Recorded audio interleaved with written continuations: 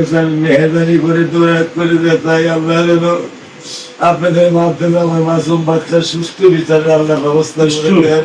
প্রধানমন্ত্রী নিজে এসে আপনাকে বলে গেছিলেন, জি, আরো বিভিন্ন জায়গায় তিনি বলছেন স্বীকার করি, সুষ্ঠু বিচার হবে অবশ্যই। আমি কিন্তু কথা স্বীকার করি পুলিশ প্রশাসনের কাছে, মাননীয় রাষ্ট্রপ্রধানের কাছে। উনি যেভাবে আমাকে এসে শুধু বলছেন, আমি রাষ্ট্রপ্রধান না, আমি একজন মার মেয়ের বাবা হিসেবে আসছি।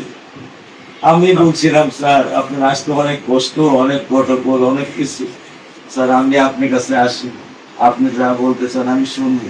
উনি আমার কথা রাখেন নাই। উনি বলছেন না, আমি একজন মেয়ের বাবা হিসেবে আমি একজন মেয়ের বাবার কাছে আসবো। আমি ওনাকে না করতে পারি নাই। এই গরিবের ওনার মধ্যে সরল মানুষ আসবেন, এটা কিন্তু আমি মেয়ে হারায় আসবেন এটা তো আমি চাই না।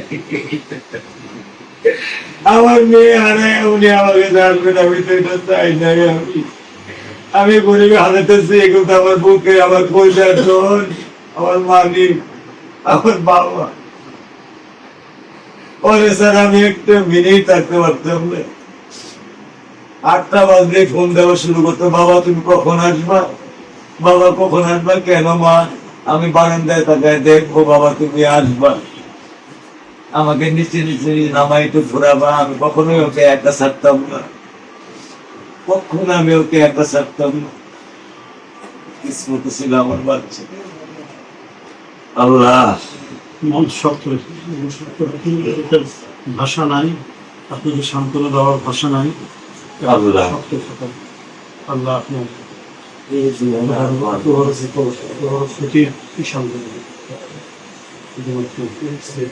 তবে এটা মনে রাখি যে সর্বোচ্চ যে সাজা সে সাজা হবে, আদালত সে সাজা দেবে।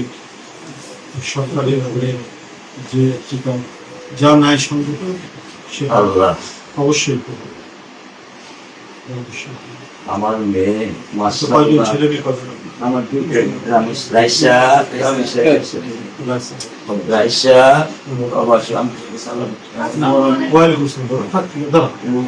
উনি পুরো আইডিয়া ক্লাস 9 এ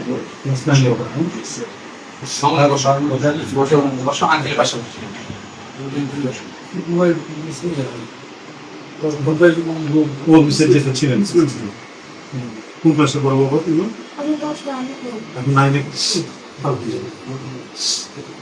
হ্যাঁ সেটা বলেছেন প্রধানমন্ত্রী বলেছেন যে তোমার সমস্ত খরচ আমরা আজকেও এসছি ওনার পক্ষ থেকে, প্রধানমন্ত্রীর পক্ষ থেকে আমরা এসেছি ঈদের দিনে তোমাদের সবার সাথে দেখা করবো।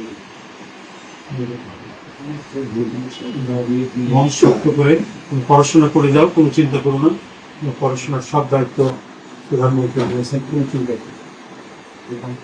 আপনার কি ব্যবসা করেছেন? আমি সেই ব্যবসা করি, আমার একটা ছোট ব্যবসা ছিল, সেটা নষ্ট হয়ে গেছে।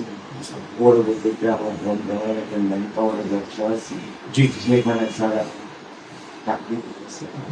আচ্ছা আচ্ছা